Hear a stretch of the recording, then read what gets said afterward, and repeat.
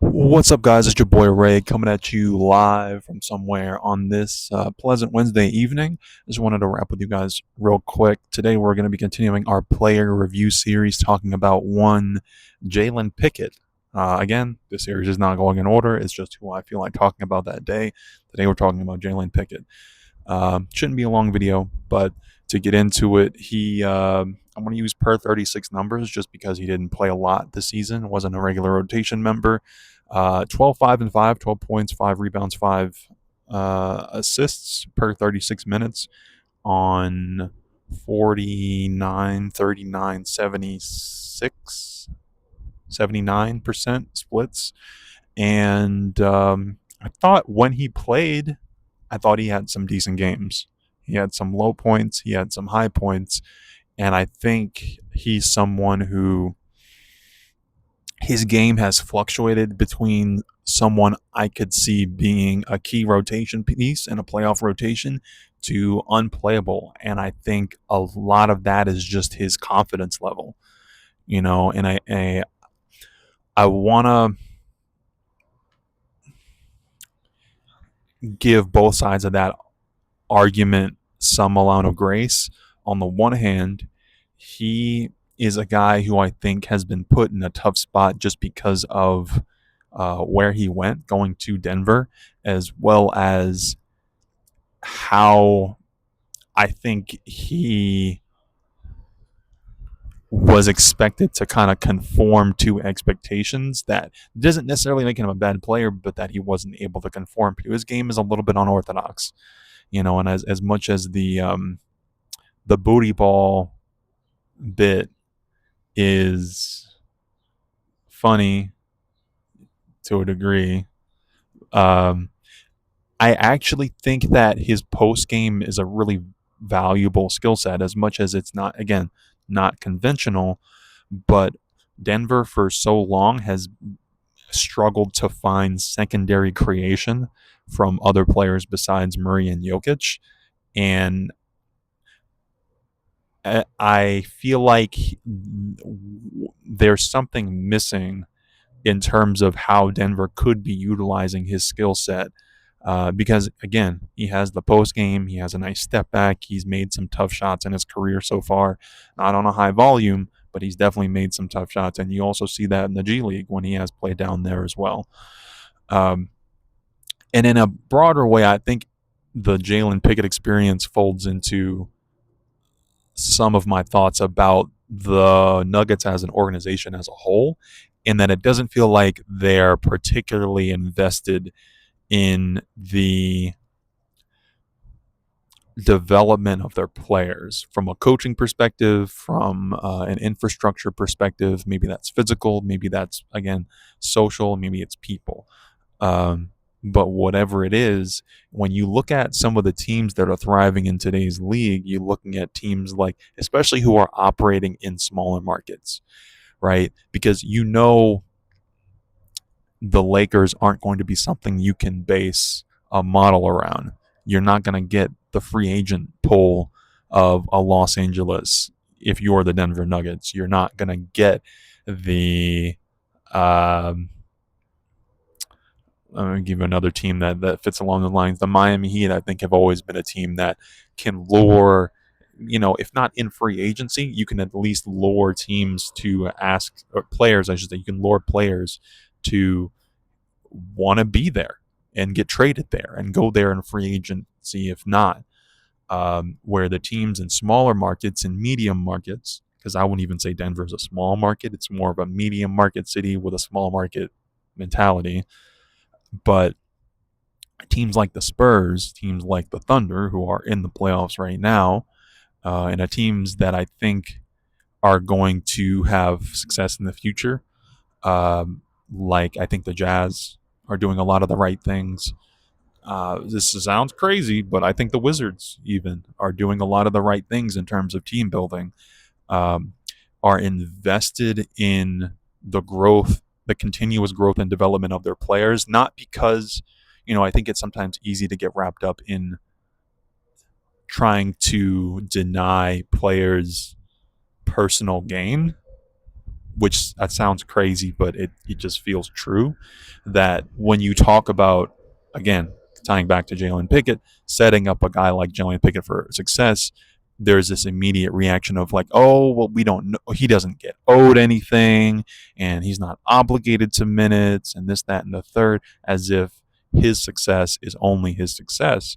When the reality is, his success and players like him, your Zeke Najee's, your Julian Strawthers, your Deron Holmeses, I think those guys are talented players. If you're not going to make a point of emphasis to consider how they can contribute, and that's what a system is you have a set of roles and concepts and ideas that players can fit into. So when you draft them, you can have an idea of, well, I believe this guy can do these things for us with the right focus and the right emphasis. And it's not necessarily saying that you just need to sit because you need to sit and we have a guy ahead of you. It's because that guy who's ahead of you, he might get hurt. That guy who's ahead of you, he might have to get paid and get moved somewhere else, because at a certain point, everything kind of comes due, and there's going to be a point where you need those guys.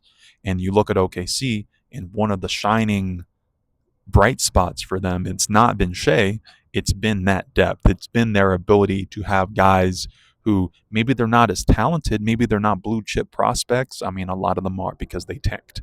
That's also a thing we're going to have a conversation about. But even to the degree when they're getting lesser talented players, they're getting these optimized outcomes and forms of utilization that Denver just doesn't feel like it's getting as often. Yes, you can go down the list and say, well, yeah, we've had development successes. You can look at historically, you can look at a Gary, obviously a Jokic and a Murray and a Gary Harris and a Will Barton and a Torrey Craig and a Monte Morris. And they've had guys, but you're talking about the time scale of decades, of a decade, at least a decade under Jokic, and even a little bit before then. So I don't think Denver is doing it at a rate that would result in a lot of success going forward if they don't make it more of a point of emphasis. That means investing in things like the I know I talk about the practice facility a lot. It's important, not just because, I mean, there's a degree to which you want to create an atmosphere where guys want to be there and guys want to be there doing the work. But also, I think, you know, you have to talk about that from just like a setting a cultural expectation. If Josh Kroenke is the chief cultural officer, having a rinky-dink rundown facility, what does that say about you, about your organization, about the expectations that you have when you're okay with mediocrity in that space when you just walk in the door? So, but even more so, it's also about investing in the right staff, the right coaches, guys, people, trainers, who are going to not show up on the salary cap, which you're also emphasizing in terms of saving the team money or saving you money, but are still going to pay dividends if you invest in them, because they're going to end up giving you better outcomes for your players. And you want to be doing everything you can, and then that's the key. So when you're talking about investing in like the physical and social infrastructure and the time is also very important. Is it's not that you have to draft a guy in the second round and immediately find an every night 30-minute rotation role for them, but there is a degree to which it benefits both the player and the team if you can find, tying back toward Jalen Pickett, and I think what he needs going forward is an opportunity to make the best of his own skill set, which I think is going to come, honestly, at the very least, with just like regular rotation minutes. That's a starting point. How you apply him, I think you have to think about the fact that he is most effective with the ball in his hands. And he can work off ball, but he is most effective with the ball in his hands. So you are missing a lot of that kind of playmaking and initiating. There's no reason that you can't utilize someone like that. And you have to accept that, like, occasionally there's going to be a turnover, but at the same time that there's going to be a turnover when he has his back to the basket, there's going to be if you empower him to be the best version of himself, there's going to be another play where he works into the paint with his back to the basket and makes a nice dish out to the perimeter and gets somebody an open shot, or makes a good basket in the paint that you might not have expected.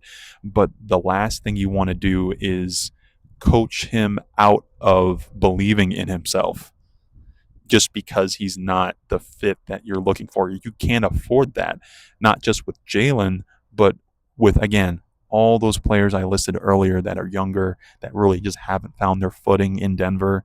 That, and if they don't, it's very likely that, or even if they do it too late, you end up with a Peyton Watson situation.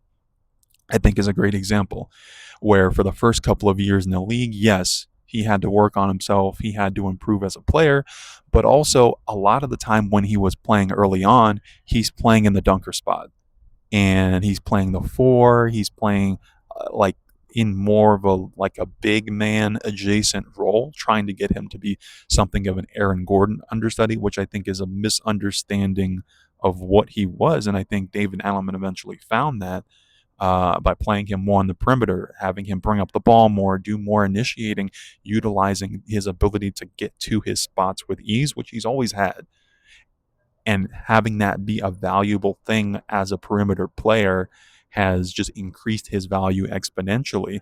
And that there's no reason you can't apply that same mentality to other guys on the roster. We'll talk more about how I think that can work in practice going forward. But I think with Jalen Pickett, it's very much a similar situation where you've got to give him the time, and it doesn't mean he has to play 30 minutes every night, but it's a regular, even if it's 5, even if it's 10, even if it's 15 minutes, regularity, consistency, the idea that it does so much to give the player time to collect feedback on what they're doing and how they're improving, and to build some level of consistency and knowing that that team believes in you. And I understand that, like, yes, NBA players should always believe in themselves intrinsically, but look at the Christian Brown experience. That's not always true. We're all human. So it helps a lot if you know from a systemic perspective that your team has your back and that your team is engaged in helping you be the best version of yourself. And it's going to pay dividends for the team because eventually what's good for the player is also good for the team because you need them. There's a reason Denver is sitting at home right now, and the teams that um, have that level of next man up mentality.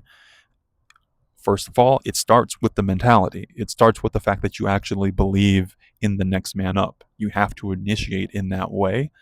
And the teams that are left, the Knicks, the Spurs, the Thunder, they have that ability to say, one, we're going to believe in an Alex Caruso.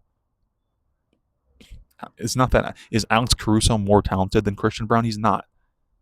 But the Thunder have found a way to optimize what he is and empower him to step up in moments where other teams have discouraged their players and kept them, unfortunately, in boxes in such a way that it just keeps them, when the lights shine the brightest, in that box.